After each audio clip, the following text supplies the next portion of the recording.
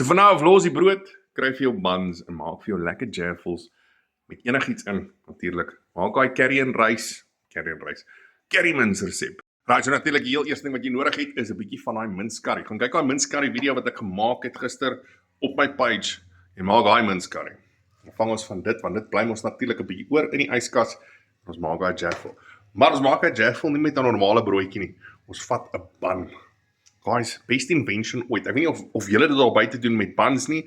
Ek doen nog al die jare my jaffles met brood. Hierdie is seker die next levelste shit ooit, want jy mors nie al daai stukke om die kante nie. Hy pas perfek in. Check dit hierso. So die bun het ek net in die helfte gesny, 'n bietjie van daai lekker mince curry daarop.